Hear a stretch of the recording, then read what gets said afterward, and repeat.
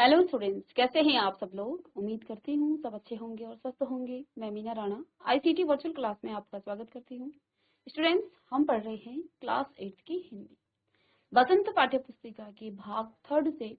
यहाँ हम करेंगे आज एक जो आपका काव्य है सुदामा चरित्र, जो कि नरोत्तम जी ने लिखा है। तो ये जो सुदामा चरित्र है, ये उस समय का यहाँ पर चरित्र बताया गया है जिस समय सुदामा द्वारिकाधीश श्री कृष्ण के महल पर जाते हैं। सुदामा और श्री कृष्ण जो हैं बचपन के मित्र हैं। बचपन में वो साथ साथ पढ़ते थे और बाद में श्री कृष्ण जो हैं द्वारिका के राजा बन जाते हैं और सुदामा की जो स्थिति है वो बड़ी खराब रहती है और जो है आर्थिक रूप से तंगी रहती है। इसलिए सुदामा की जो पत्नी है वे क्या कहती हैं कि आप द्वारिकाधीश के पास जाइए, आप अपने मित्र श्री कृष्ण के पास जाइए और उनसे कुछ आर्थिक मदद ले लीजिए, क्योंकि वे तो द्वारिका के राजा हैं। सुदामा के मना करने के बाद भी उनकी पत्नी उनको बार बार सुशीला उनको बार बार जो है फोर्स करती है कि आप अपने मित्र के पास जाएं, क्योंकि वे एक राजा हैं और जब आप उनके पास जाएंगे तो वे जो है जरूर हमारी कुछ मदद करेंगे। ठीक है। और ऐसे ही जब सुदामा जो है श्री कृष्ण के पास जाते हैं तो उसी समय का यहाँ पर नरोत्तम जी ने ये वर्णन किया है। चलिए इसको पढ़ते हैं। तो यहाँ पर क्या कहा है, शीस पगा न झगा तन में प्रभु जान को आहि बसे कही ग्रामा, धोती फटी सी लटी दुपटी अरु पाई उपान को नहीं सामा, द्वार खड़ो द्विज दुर्बल एक रहो चकिसो वसुधा अभिरामा, पूछत दीन दयाल को धाम बतावत आपनो नाम सुदामा। तो प्रथम 4 पंक्तियों में यहाँ पर नरोत्तम जी ने सुदामा के चरित्र का वर्णन किया है। उसके जो उसकी दीन स्थिति है जब वे द्वार पर जाते हैं श्री कृष्ण के, और द्वार पर श्री कृष्ण के जो द्वारपाल हैं वे जो हैं क्या कहते हैं कि आप जो है बड़े दीन हैं और कहाँ श्री कृष्ण, और तुम जो है यहाँ से चले जाइए। और बार बार आग्रह करने पर फिर जो है वो जो द्वारपाल हैं वो श्री कृष्ण के पास पहुंचते हैं और यहाँ पर उस द्वार पर खड़े उस दीन के बारे में श्री कृष्ण से वो कह रहे हैं कि शीस पगा न झगा तन में प्रभु जाने को आहि बसे गही ग्रामा, धोती फटी सी लटी दुपटी अरु पाई उपानह को नहीं सामा, द्वार खड़ो द्विज दुर्बल एक रह्यो चकिसो प्रसुधा अभिरामा, पूछत दीन दयाल को धाम बतावत आपनो नाम सुदामा। चलिए इसकी कुछ हम यहाँ इसके शब्दार्थ करेंगे और साथ में इसके भावार्थ हम यहाँ पर समझेंगे। तो देखिए इन 4 पंक्तियों को आप इस प्रकार से लिखें।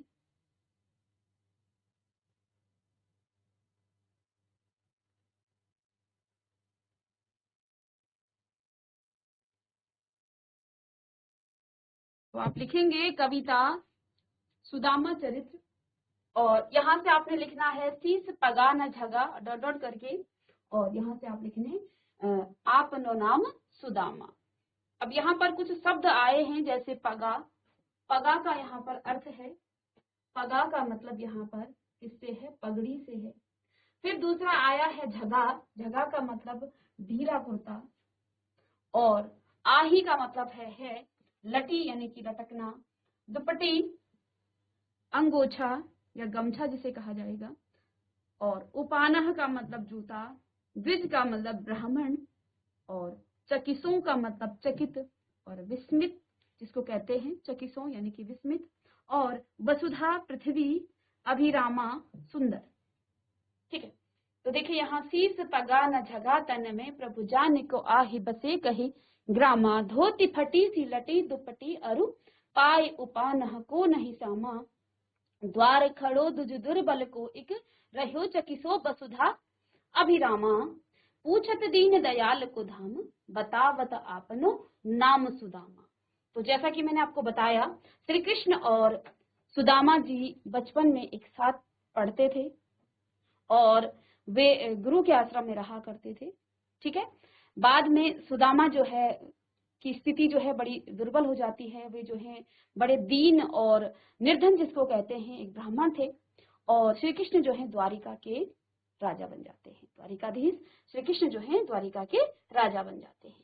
तो यहाँ पर क्या कह रहे हैं, जब श्री कृष्ण के द्वार पर पहुंचे कौन, सुदामा, आप इनका अर्थ लिखें। पगा का मतलब पगड़ी, झगा मीन्स ढीला कुर्ता, अही का मतलब यहाँ पर है लटी यानी लटकना, और दुपट्टी अंगोछा या गमछा, उपानह का मतलब जूता है, द्विज का मतलब ब्राह्मण, जल्दी से इसे लिखें, चकिसो यानी कि चकित या विस्मित, और वसुधा का मतलब पृथ्वी से है, अभिरामा यानी कि सुंदर।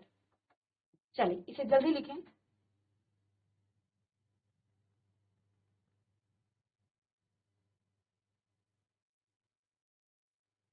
तो देखिए यहाँ पर इस पद में कवि नरोत्तम दास ने उस समय का वर्णन किया है जब सुदामा के श्री कृष्ण के महल के द्वार पर खड़े होकर अंदर जाने की आज्ञा मांगते हैं।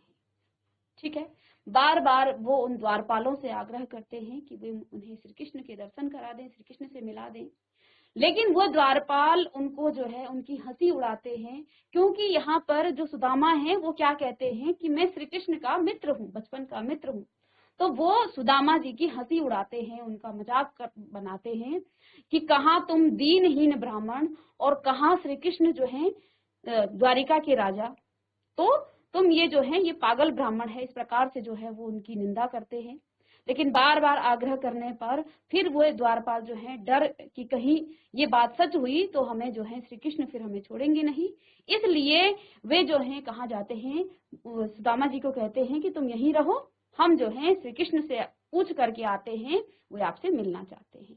तो इसी का यहाँ पर वर्णन किया गया है कि जब सुदामा श्री कृष्ण के महल के द्वार पर खड़े होकर अंदर जाने की आज्ञा मांगते हैं, श्री कृष्ण का द्वारपाल आकर श्री कृष्ण को बताता है कि द्वार पर बिना पगड़ी, क्या कहा, शीस पगा न धगा। तो यहाँ पर क्या कहा उन्होंने कि द्वार पर बिना पगड़ी और ढीला कुर्ता पहने खड़ा है, उसकी धोती फटी हुई है, उसको क्या बताते हैं, द्वार पर बिना पगड़ी और ढीला कुर्ता पहने खड़ा है, उसकी धोती फटी हुई है और बिना जूतों के एक कमजोर आदमी जो है कहाँ पर, फटी सी धोती पहने खड़ा है। वह आश्चर्य से द्वारिका को देख रहा है और अपना नाम सुदामा बताते हुए आपका पता पूछ रहा है। ठीक है, तो यहाँ देखें इसे कि शीस पगा न झगा तन पे, यानी कि शीस पे ना तो उसकी पगड़ी है और जो है झगा तन पे, यानी कि एक ढूला सा उसने कुर्ता पहना है। जाने को आ ही बसे के ही ग्रामा, न जाने किस ग्राम से वो आ गया है, किस गांव से वो आ गया है। धोती फटी सी लटी दुपट्टी, तो यहाँ पर दुपट्टी यानी कि अंगोछा जो गमछा है, उसकी जो धोती है वो जो गमछा है वो फटी हुई है, और उपाय उपानह को नहीं सामा। तो यहाँ पर देखें क्या लिखा है, उपानह का मतलब जूता, उसके पांव पर जो है, और उपाय उपानह को नहीं सामा, यानी कि उसके पांव में जूते भी नहीं है, यानी कि वो नंगे पांव जो है चलकर आया है। द्वार खड़ो दुज दुर्बल एक, द्वार पर जो है, हे प्रभु हे द्वारिकाधीश, द्वार पर जो है एक दुर्बल ब्राह्मण जो है, जिसके शीश पर क्या नहीं है, पगड़ी नहीं है, जिसके तन पर जो है कुर्ता जो है बिल्कुल ढीला हुआ है, उसका जो गमछा है वो फटा हुआ है, उसके पांव में जूते भी नहीं है। द्वार खड़ो दुज दुर्बल एक, हे प्रभु हे द्वारिकाधीश, द्वार पर जो है एक दुर्बल ब्राह्मण जो है खड़ा है। रहो चकिसो वसुधा अभिरामा, अब यहाँ पर क्या कहा है, वसुधो चकिसो, द्विज का मतलब यहाँ ब्राह्मण से है, ठीक है, को नहीं, द्वार खड़ो द्विज दुर्बल एक, यानी कि एक दुर्बल ब्राह्मण जो है द्वार पर खड़ा है। रहो चकिसो वसुधा अभिरामा, तो यहाँ पर चकिसो यानी कि चकित और विस्मित अवस्था में वो किसको देख रहा है, उसको देख रहा है, किसे, पूरे महल को, और पूछत दीन दयाल को धाम, बतावत आपनो नाम सुदामा। वो जो है आपके महल को बड़े विस्मित बड़े चकित भाव से देख रहा है, ठीक है, और आपसे जो है वो क्या कह रहा है, आपके धाम का वो जो है पता पूछ रहा है। पूछत दीन दयाल को धाम, वो आपको पूछ रहा है, ठीक है, और बतावत आपनो नाम सुदामा, और अपना नाम क्या बता रहा है, सुदामा बता रहा है। ठीक है, तो इसके शब्दार्थ को लिखें और साथ में इसका भाव लिखें कि शीस पगा न झगा तन में प्रभु जान को आही बसे कही ग्रामा। हे प्रभु, द्वारपाल ने क्या कहा भगवान श्री कृष्ण से कि हे प्रभु, द्वार पर जो है एक दुर्बल ब्राह्मण इस प्रकार से खड़ा है जिसके सिर पर पगड़ी नहीं है, तन में उसकी धोती नहीं है और जो गमछा है वो भी फटा हुआ है, उसकी जो गमछा है वो फटा हुआ है। जाने को आही बसे कहीं ग्राम, और न जाने किस ग्राम से वो आ गया है। धोती फटी सी लटी दुपट्टी, और उसकी धोती फटी हुई है और उसकी जो दुपट्टी है यानी कि जो गमछा है वो भी लटक रहा है। और पाय उपान को नहीं सामा, उसके पाँव में जो है क्या नहीं है, जूते भी नहीं है। द्वार खड़ो दुज दुर्बल को, द्वार पर जो है इस प्रकार से एक दुर्बल ब्राह्मण जो है खड़ा है। रहो चकिसो वसुधा अभिराम, और आपके महल को देख करके वो क्या हो रखा है, बड़ा चकित सा हो रहा है। पूछत दीन दयाल को धामा, और वो श्री कृष्ण का पता पूछ रहा है। दीन दयाल यहाँ श्री कृष्ण के लिए कहा गया है। बतावत आपनो नाम सुदामा, और अपना नाम जो है वो क्या कर रहा है, सुदामा बता रहा है। ठीक है, चलिए इसे लिखें जल्दी।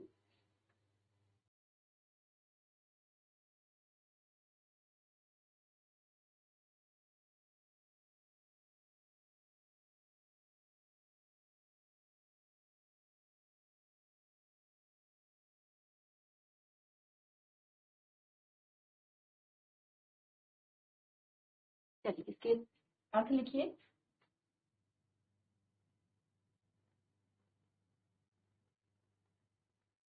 चलिए इसके बाद देखें,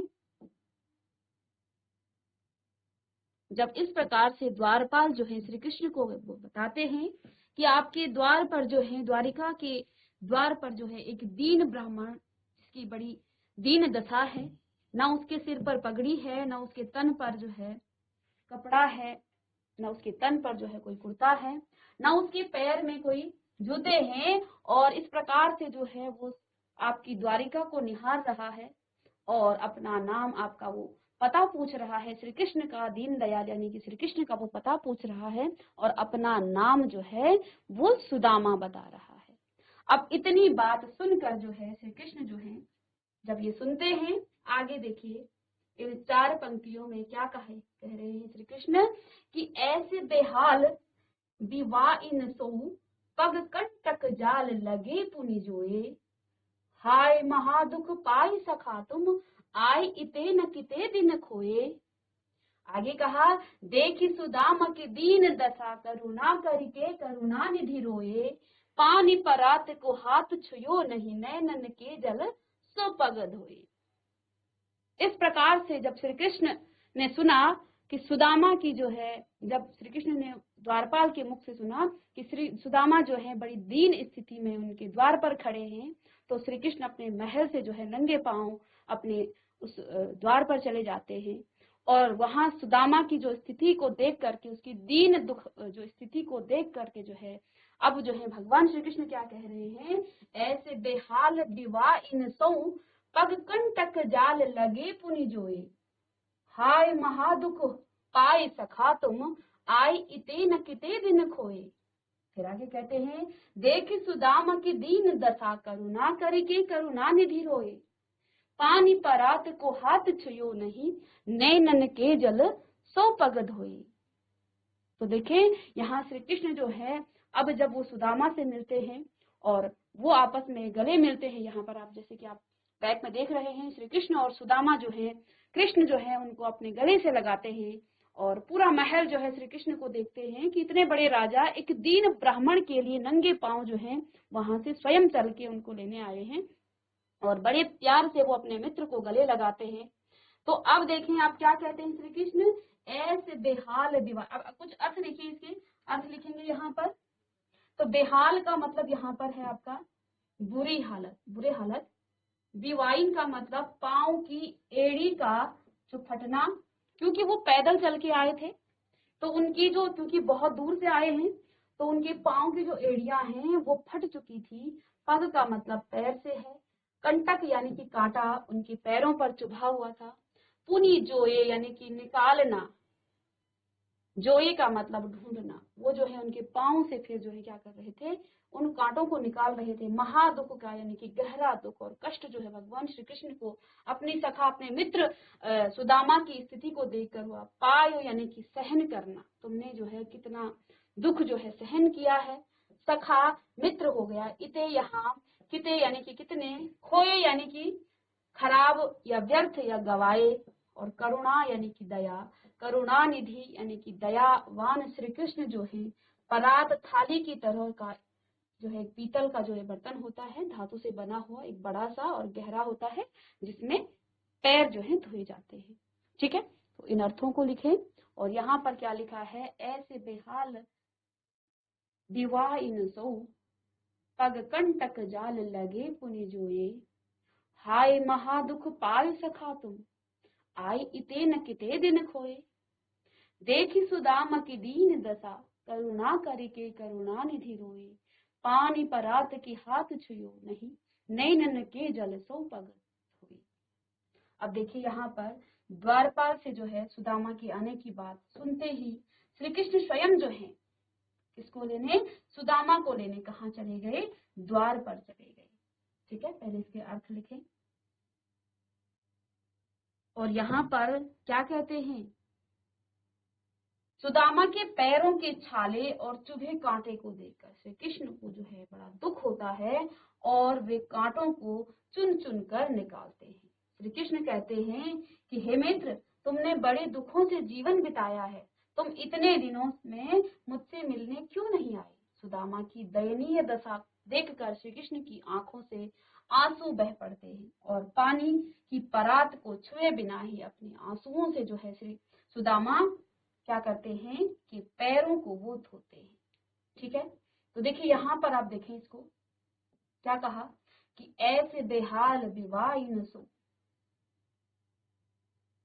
श्री कृष्ण जो है सुदामा से कहते हैं कि हे मित्र, तुम्हारी जो है इतनी बुरी दशा है, इतनी बुरी हालत हो रखी है, तुम्हारे पग पर यानी कि तुम्हारे पैरों पर क्या हो रखे हैं, कांटे चुभे हुए, पग कंटक जाल लगे पुनि जोए, और उन कांटों को जो है वो क्या कर रहे थे, ढूंढ ढूंढ कर निकाल रहे थे। कौन, श्री कृष्ण।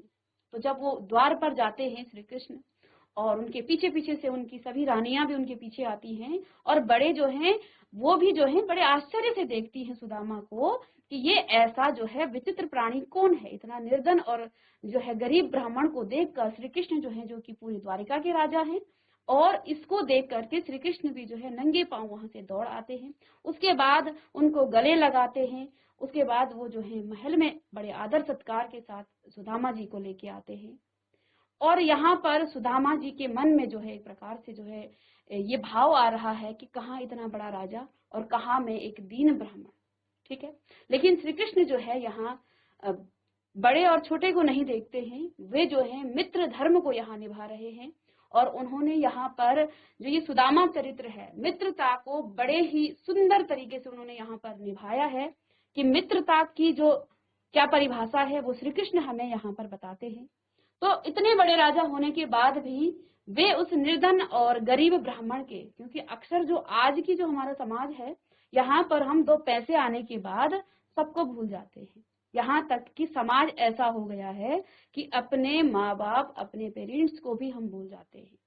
लेकिन श्री कृष्ण ने जो ये चरित्र यहाँ पर दिखाया है सुदामा का, और श्री कृष्ण की जो मित्रता का जो यहाँ पर उन्होंने बड़ा सुंदर यहाँ पर जो है हमें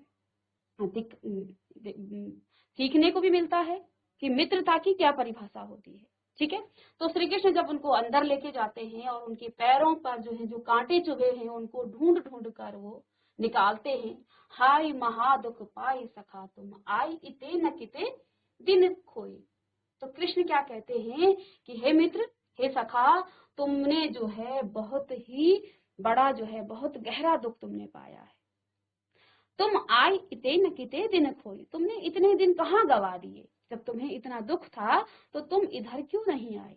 देखी सुदामा की दीन दशा, और सुदामा की ये दीन दशा देखकर करुणा करी के करुणा निधि रोई। जो करुणा निधि भगवान श्री कृष्ण हैं वे भी जो हैं बहुत रोने लगे। और जब उनका पानी की जो परात थी, यानी कि जो पानी लिया था उनके पांव धोने के लिए, श्री कृष्ण इतने रोए कि पानी परात को हाथ छुयो नहीं। वे बैठ गए सुदामा के पैरों में और वो इतने रोए, नैनन के जल सो पग धोए। उन्होंने अपने आंसुओं से, अपने अश्रुओं से ही किसके, सुदामा के पैर धो डाले। तो यहाँ पर जो है क्या कहते हैं कि देखि सुदामा की दीन दशा करुणा करिके करुणा निधि रोई। सुदामा की ये दीन दशा को देख करके करुणा निधि जो भगवान श्री कृष्ण हैं वो इतने रोए कि पानी की परात को उन्होंने हाथ भी नहीं लगाया और सुदामा के पैर धो दिए अपने अश्रुओं से। ठीक है, तो इसको आप लिखें और साथ में इसके शब्दार्थ भी लिखिए।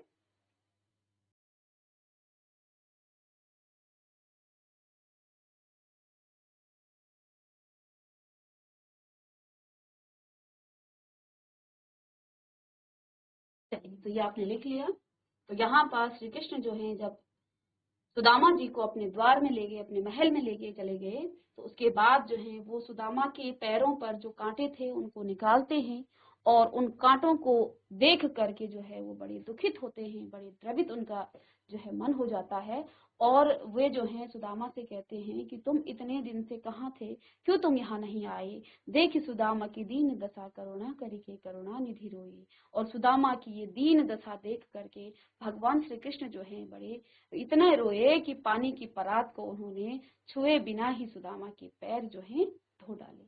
ठीक है, तो इस पर आगे देखिए। अब यहाँ पर आगे 2 लाइनों में क्या कहते हैं। अब श्री कृष्ण जो है जब उनका आदर सत्कार हो गया, किसका, सुदामा जी का, उनके पैर उन्होंने धुलाए, उनको गले लगाया, बड़े आदर भाव से जो है अंदर ले गए, उनको नई वस्त्र पहनाए, उनका बड़ा सुंदर से उनका आदर सत्कार किया। इसके बाद जो है वो जो है अब देखते हैं, क्या देखते हैं कि सुदामा जो है कुछ जो है छुपा रहे हैं। ठीक है, तो देखिए जब हम किसी के घर जाते हैं तो हम कुछ लेके जाते हैं। अब सुदामा तो इतने गरीब और निर्धन ब्राह्मण थे कि उनके घर में कुछ भी नहीं था। अब वे अपना भरण पोषण और अपने बच्चों का भरण पोषण भिक्षा मांग कर करते थे और कभी कभी तो ऐसे दिन उनके आ जाते थे कि जो उनके गांव के लोग थे वो भिक्षा भी उनको नहीं मिल पाती थी, यानी कि भरपेट खाना भी उनको नहीं मिल पाता था। अब होता क्या है, कई दिनों के बाद भिक्षा जमा करने के बाद एक मुट्ठी जो है 3 मुट्ठी चावल जो है भगवान श्री कृष्ण के लिए उनकी पत्नी सुशीला रख देती है और उसको जो है वो श्री कृष्ण के पास भेंट के लिए रूप में लेके आते हैं। लेकिन जैसे ही उन्होंने श्री कृष्ण का वो भव्य महल देखा, वे जो हैं चकित रह गए कि कहाँ श्री कृष्ण और कहाँ ये जो मेरे चावल हैं। उनको वो शर्मिंदगी वश जो है उसको छुपा रहे थे। तो अब क्योंकि श्री कृष्ण देख चुके हैं तो वो जो है थोड़ा सा सुदामा से जो है कह रहे हैं, क्या कह रहे हैं, कछु भाभी हमको दियो, क्योंकि वे जो है हिचकिचा रहे थे कि किस प्रकार से हम जो है श्री कृष्ण को ये चावल दें। अब जो है श्री कृष्ण क्या पूछ रहे हैं, कछु भाभी हमको दियो सो तुम काहे न देते, चापी पोटरी काख में रहे कहो कही हेतु। अब श्री कृष्ण से क्या कह रहे हैं, सुदामा से क्या कह रहे हैं श्री कृष्ण कि भाभी ने मुझे क्या कुछ नहीं दिया है। यहाँ पर देखिए कछु का मतलब कुछ है, इसके अर्थ भी लिखें आप।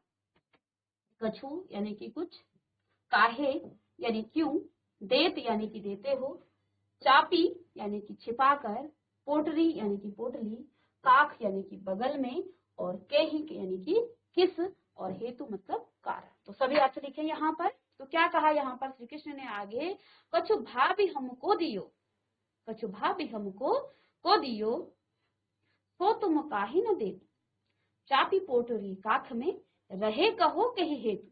यानी कि श्री कृष्ण सुदामा से कहते हैं कि भाभी ने जो कुछ में मेरे लिए भेजा है तुम वह मुझको क्यों नहीं दे रहे हो। इस पोटली को अपनी बगल में किस कारण से तुम इसको दबा रहे हो। ठीक है, इस पोटली को अपने बगल में तुम किस कारण से इसको दबा रहे हो। चलिए लिखें इसे।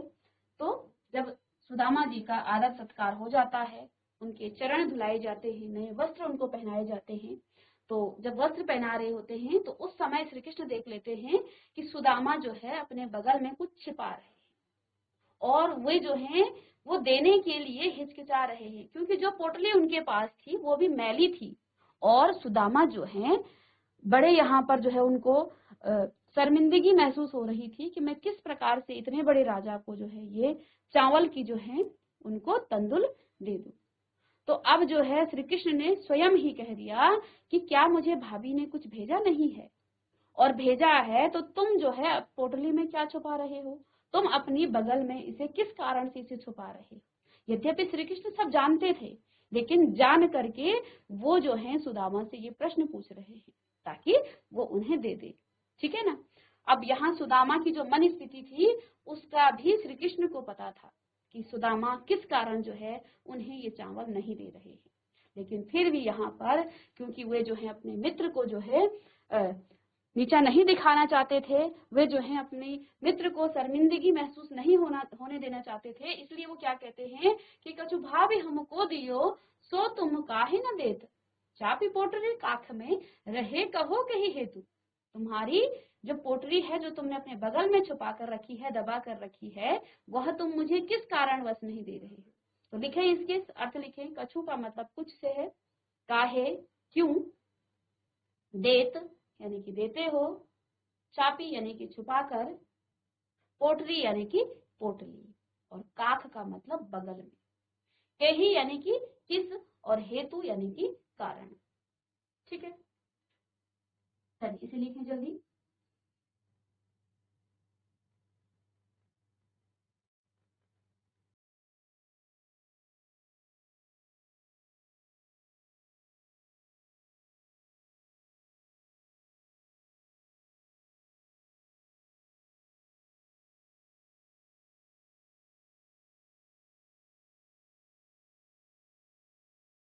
चलिए, तो इस पर जो है आगे श्री कृष्ण क्या कहते हैं,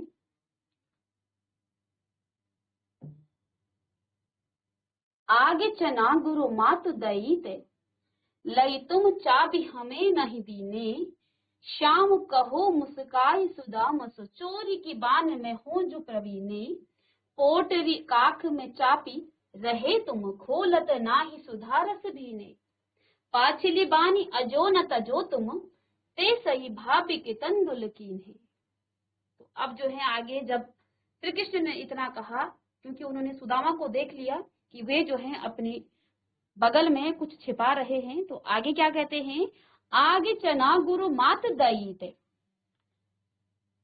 लई तुम चाबी हमें नहीं दीने, श्याम कहो मुस्काई सुदामा जो चोरी की बान में हो जो प्रवीणे, पोटरी काख में चाबी रहे तुम खोलत नाही सुधारस भीने, पाछली बानी अजो न तजो तुम ते सही भाभी के तंदुल कीन्हे।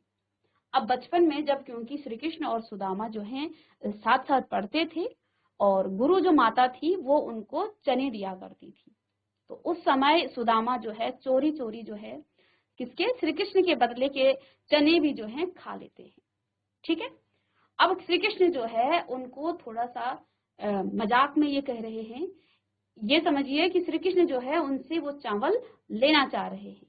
ठीक है, तो श्री कृष्ण जो है यद्यपि वो जानते हैं सुदामा की मन स्थिति को भी वो जानते हैं कि वो जो है शर्म के मारे कि इतने बड़े राजा को मैं कैसे ये चावल दे दूं, तो फिर जो है वो उस चावल को लेने के लिए क्या कहते हैं कि आगे चना गुरु मात दईते दये तुम चाबी हमें नहीं दीने।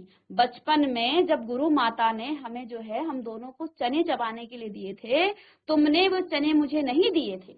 ठीक है, श्याम कहो मुस्काए सुदामा सो, और श्याम जो है यानी कि श्री कृष्ण यहाँ मुस्कुराते हुए कह रहे हैं कि चोरी की बान में हो जो प्रवीण, तुम चोरी करने में जो प्रवीण हो यानी कि तुम उसमें जो है बड़े प्रवीण हो, इसलिए तुम जो है जो आप तुम्हारी आदत बचपन की थी वो अभी भी नहीं छूटी। पोटरी काख में चापी रहे तुम जो है जो भाभी ने मुझे जो पोटली दे रखी है उसको तुम अपनी काख में यानी कि अपने हाथ के बगल में छुपा रहे हो, खोलत ना ही सुधारस भीने, इसको क्यों नहीं खोल रहे हो जिससे जो है अमृत की जो है खुशबू आ रही है। पाछली बानी अजोन तजो तुम जो है पिछली बातों में जो है अभी भी क्या हो, प्रवीण हो। तुम तैसे ही भाभी के तंदुल कीन्ही, जिस प्रकार से तुम बचपन में जो है गुरु माता के दिए हुए चने खाया करते थे, अभी भी तुम जो है उसी बात में क्या हो, प्रवीण हो। इसी प्रकार तुम अब भी वही काम कर रहे हो। भाभी ने जो तंदुल जो चावल मुझे दिए हैं भेंट में, वो तुम जो है छुपा करके अपने बगल में जो है उसको छुपा कर रख रहे हो। यानी कि यहाँ पर श्री कृष्ण जो है किसी न किसी प्रकार जो सुदामा की पत्नी सुशीला ने जो उनको क्या दिए थे, चावल दिए थे, उनको वो लेना चाहते हैं। ठीक है, अब आगे इसके प्रसंग और व्याख्या को हम नेक्स्ट लेक्चर में पढ़ेंगे। तो मिलते हैं नेक्स्ट लेक्चर में, तब तक के लिए thank you and have a nice day.